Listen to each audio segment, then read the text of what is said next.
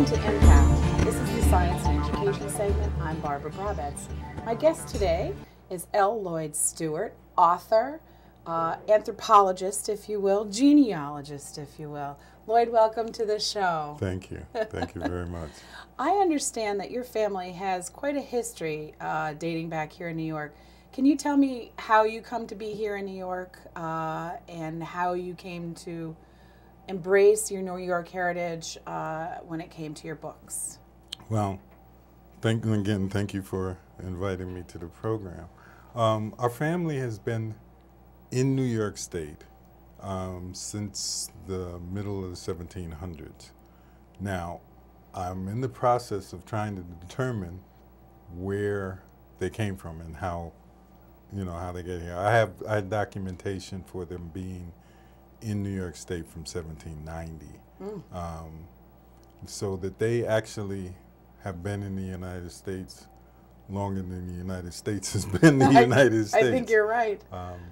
Most of the information that I got beginning with an interview with my grandmother, who at the time was 93 years old, a very feisty 93 years old. But unfortunately, she had subconscious recollection of the family being here for a long time in New York State. But her conscious memory, she could only go back 3 generations. But at any rate, that's where we started, and then did a genealogy backtrack. And were able to find that a good portion of our family for a long period of time, particularly in the late 1700s, early 1800s, lived in Washington County. They were called the Van Brankens at that time. So that would have been a rural area of New York State. Oh, yeah. Not an urban center where we think most of our immigrant relatives came to when they came to the United States. Yeah. So Washington County, why Washington County? Well, we're not sure exactly when they came here from Africa. We're not exactly sure where they were. We think Albany, Saratoga County, somewhere Rensselaer County. But one thing that has been distinctive, and that's what this new book is about, is a migration of people of African descent from around New York State and New England to Washington County in the early 1800s. My family was part of that migration. What the book speaks to is the fact that in 1800 there were about 144 free African Americans in Washington County. That's significant. In 1810, there were close to 3,000. In 1820, there were 250. So the question then became, where did they come from? What did they do? Why did they go there? And what happened to them? Where did they go afterwards? And those questions were what really stimulated the research in terms of putting this book together and identifying as much as possible the people who did come, why they came, and where they came from, and where they went after they left, and why they left. I mean, there are just a lot of questions. There are a lot of questions, and I admire you because here we have a grandmother who's obviously ailing. You have a family tradition that will be lost when the grandmother passes. We've all been there in our families, and we've heard the stories about Aunt Millie or Uncle Joe, but you took that extra added step. So how did you really have the wherewithal to say, I'm going to not just do this for myself, but leave a legacy of the written word for others to be able to perhaps help track their history as well? Yeah. As I said, it all started with the genealogy, doing something for the family. My grandmother was getting older. As a matter of fact, a year after we completed the family history, she did pass. But we continue, each year I add something to the family history and distribute it to my brothers and my children. I have 6 children, and I have soon to be 15 grandchildren. Oh boy. So hopefully that information they'll be able to take and expand as they grow. But what became significant was that there were certain periods within the history of our family that dovetailed with a lot of the history, African American history was taking place in New York State. And that's what got me into writing the first book on gradual abolition in New York State. So everything actually began with the family, my family, research on the family, and expanded then to encompass the entire history of people of African descent in New York State. Well, genealogy in and of itself is kind of a fits and starts kind of task, hobby, if you will. You'll go down and you'll get bursts of information and then hit dead ends. And I come from an Irish/German immigrant base, and documentation for those two populations is pretty complete. You come from a much more, from an older standpoint. How many generations of family? I'm the ninth generation, that I've been able to find so far. Right. So we're talking about the written record going back that far. Plus, we have the African American component. It's much more difficult, I understand, to do a genealogical search, whether you're in New York or Alabama, if you have an African American family background. So could you speak to the audience about what it really takes to look for your family genealogically with an African American background? Yeah, we do touch that area within the book in terms of researching your family. Some of the biggest problems are the fact that once you get to a certain period, the records under normal circumstances are difficult to find, particularly in the early 1800s to late 1700s, because of floods, because of fires, because Fire of 1880. Yes. Well, there used to be a situation where the justices of the peace or the clerks of the town kept the records in their houses. So when they moved or they passed, the families either destroyed the records or took the records with them to the next location that they went to. So a lot of information was missing. Also the fact that because people of African descent were not considered to be human, that they were considered to be property, their records in the census do not exist in terms of their actual names until the 1840s or the 1850s. Even in New York. Even in New York State. Now, there are listings of free people of color in the census records, but it just lists the number of people and in many cases just their sex. So more a tally than a registry with names and faces. Exactly, because they were property. So what it causes you to have to do is check wills, go to probate records. You do there's some gradual abolition records that show on such and such a date a young child was born to so-and-so who was enslaved to Mr. Johnson or whatever his name may be. And those records are, I would like to say that there are considerably more of those records than anything else in terms of birth certificates or anything along those lines. But a lot of those records are partially damaged due to the fire that they had at the Capitol in Albany in 1911. All of the archives were kept there.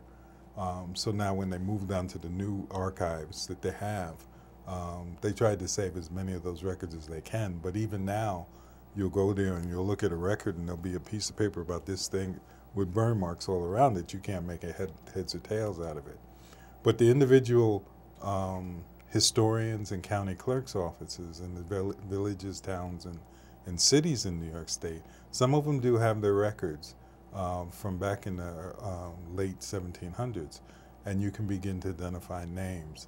In my first book, The Far Cry from Freedom, I tried to list as many names as I could in there so that people might be able, if they had some information of where their families came from, what the family name was, who they might have been enslaved by, that they can actually begin to start checking records. So that's a great place to start. Yeah. That family tradition of Uncle Joe and Aunt Millie worked for, Samuel Miller. That is really a place to start. If you have a locality, you can go there and look for those records. Exactly. Well, let's talk about your first book. Okay. A Far Cry from freedom, gradual abolition, 1799 to 1827, most people watching would not have any clue that slavery has ever been a part of the New York State tradition. Yeah.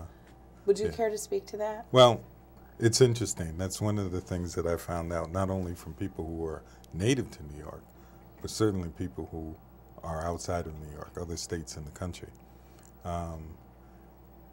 It was a planned scheme, too, in terms of trying to keep that information on that kind of a level. New York State was one of the original colonies. When it was New Netherlands and run by the Dutch, they had a large enslavement population. It's what actually built New York State, built it from an outpost to an actual thriving kind of community in lower Manhattan, in Manhattan and lower New York State. The farming areas that surrounded it. In the early part of the 1700s, New York State was the largest enslaving colony in the soon-to-be United States. So Virginia, No, New York York. State, right? Our New York. Because of the Port of New York. And that's where most of the enslaved people came into. And then they were marketed at the auctions, and then they were sent south. So we had auctions of slaves in pre-colonial times, colonial times, right on the streets of Manhattan. Yeah, particularly Wall Street. Isn't that ironic? Actually, when Wall Street was beginning, when they were starting to do the commodity sales and things along those lines, one of the quote-unquote products was enslaved Africans. That's horrible. Yeah. There's the meal market is one of the places in which those kinds of sales took place. So the New York State had been involved in enslavement for a long period of time. It's actually what built its economy and what made New York City the financial capital of the newly developing continent of North America.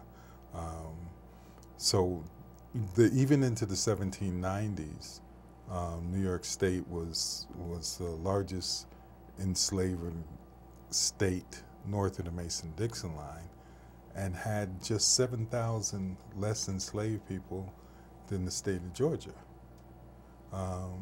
So when I mentioned before about a scheme that they had, the idea when they were doing their constitution for the state, if you look at a number of states, you'll see that, particularly on the East Coast, you'll see that they have mentioned within their constitution the abolition of enslavement. New York State, you won't find that. And you won't find that because there was an actual idea that if we did not put it in the Constitution, that people later in time would not believe that there was enslavement in New York State. And obviously it worked. We're here in 2013, and most people would not ever know. It's not taught in the curriculum in schools. Exactly. And here we are coming up to Black History Month, not the first Black History Month ever, and still this is news to us. Yeah. So let's move from the idea of enslavement to a gradual abolition. Could you tell us what a gradual abolition really is? Well, there became a time in New York State where it was beginning to make a movement from an enslavement-based economy to more capitalistic form of production. And as that was taking place, they began to think in terms of enslavement of people of African descent not being as profitable, because you had to take the maintenance and support, the clothing, things along those lines were all added expenses that the business people, the enslavers, had, that they would have to expend some of their profits on. So as it began to move towards more of a capitalist form of production, the ideas of abolition of enslavement came to be. Now, in New York State and in other states within the North, the idea was to come up with a form of abolition that would not punish the enslavers for their loss of their enslaved people. In other words, so that you just did not go in and just free them, and then the enslavers had no recourse. had no profits then to be able to continue with. So they came up with a compensated abolition program or a compensated emancipation program, where the state of New York developed this gradual abolition program, where they actually paid enslavers for the loss of their enslaved people. So even to the end, the commodity idea, the idea that a salient individual had a value, and the state coffers paid the slaveholders to release them for the loss of their property. For their loss of their property. Right, right. So what New York State did, it created a new form of bondage, and so it became statutory enslavement. And what happened was that initially it was put together so that any newborn child of an enslaved woman would be deemed and adjudged to be born free. However, they were required to provide 25 years of service to the enslaver of their mother if they were a female, and 28 years of service to the enslaver of their mother if they were a male, so that the enslaver did not lose all of his potential for making money. Wait a minute. So they're deemed free, but they're indentured. Yeah, basically. For the part of their life in which they would have the most value. Absolutely. To a potential employer, if you will. Right. So it's not only gradual abolition in the sense that this is a phased-in process, but it's a gradual abolition within a lifespan. Exactly. Exactly. The idea was that they wanted to be able to assist the enslavers in terms of their economics. They didn't want to bankrupt them by freeing all their enslaved people. So they came up with this scheme in terms of being able to do it. But it was done all over the North, Pennsylvania, Connecticut. Now with Massachusetts and other places, they used the courts in which to do it. But the gradual abolition was the main mechanism that was established to provide for the initial freedom. As a matter of fact, gradual abolition, that whole concept of compensated emancipation for the enslavers, was a piece that was included in Abraham Lincoln's first draft of the Emancipation Proclamation, where he actually was going to pay enslavers to free their enslaved people. Past practice, but maybe not such a good one. Yeah. Now, while you were writing A Far Cry from Freedom, the seeds for your second book, your newest book, really came to be. Can we talk about your second book? Let me put this up here for the audience. The Mysterious Black Migration from 1800 to 1820. This goes back to the idea of a surge in population of freed black men, and that disappears very suddenly in Washington County, your family's heritage coming from that area. So this book is just out in print. Yes, ma'am. Where can we get this book? It can be purchased online at exlibris.com, which is the publisher, at Amazon.com, BarnesandNoble.com, and also you can order it at your local bookstores. Great, yeah. That's terrific. So tell us about more about the Mysterious Black Migration and the story of the Van Vranken family. Yeah, this story actually came from my research on the Van Vranken family. Trying to figure out where did they come from, how did they get to Washington County of all places. As it turns out, that Washington County went through an economic boom in the early 1800s. Because of land that was available cheaply, because of confiscated land that was taken from the British Loyalists during the Revolutionary War, which was then divided up into smaller plots that poor farmers, not so rich people could actually purchase land. As they divided those plots up, people began to purchase and come to Washington County. Washington County then began to become the largest producer of linen, cotton, and wool in New York State. So it was a major, major contributor to the economy in New York State. It was during this time, the early 1800s, around 1800s, that the Gradual Abolition Act was passed in 1799. And as the economy was changing more towards the Industrial Revolution kind of situation, enslavers began to, within the Gradual Abolition Act, there was a clause, a provision that allowed enslavers to free, manumit their enslaved people if they felt that they were capable of becoming self-sufficient, self-reliant, so that the counties, the cities, and the towns would not have to pay for their upkeep, that they could take care of themselves, basically. Well, we only have a couple minutes left, believe it or not. So how does this progress? Okay. You don't tell us the punchline, because no, I won't. we need to so read the book. let me make a long story short, I guess is what we're saying. So as they began to free more and more of these enslaved people through the Gradual Abolition Act, as well as other provisions that were provided during the Revolutionary War, they were now out on their own, and they needed to find a place to work. They needed to find an economy they could become a part of, and Washington County provided that opportunity. So in 1800, the population of free African Americans, and these are all free African Americans. Honest to goodness, right. free.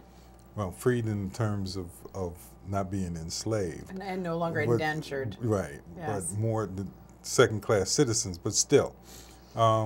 They moved to Washington County. They began a mass migration to Washington County. From the counties surrounding Washington County, even as far south as Pennsylvania, as far north as Maine, because at that point in time, a certain period of time, Maine and New Hampshire and Massachusetts and parts of Vermont were part of Washington County in New York State. And that's another area where this land came from. So as they began to migrate, they got word, there's what we call in the African American community the grapevine. The grapevine travels a long distance. So in 1800, where there were 144 free African Americans, by 1810 there were 3,000 in Washington County. That number had grown because of this migration, because of the fact there was work. By 1820, however, that population had decreased to 250 because of a depression that existed during that period of time, and so the fact that the jobs did not continue. The textile market bubbled, and then there was an economic crash, right, and it just couldn't be sustained. Right, yeah.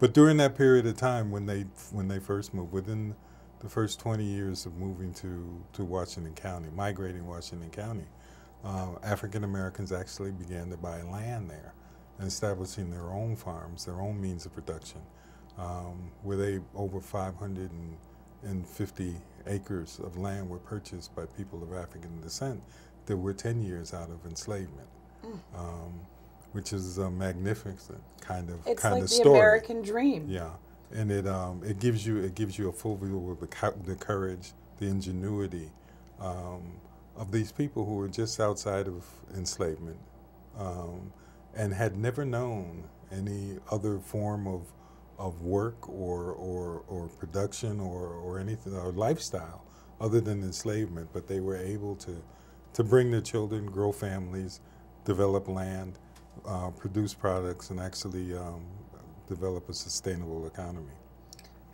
Well, that is a fascinating story. Lloyd Stewart, I want to thank you for coming in and sharing with us your stories from your personal history and shedding a light on New York's sullied, if you will, slave history, but then also a success story of how the slave families can come forward, earn a place in the American economy, and self-determine what they're doing.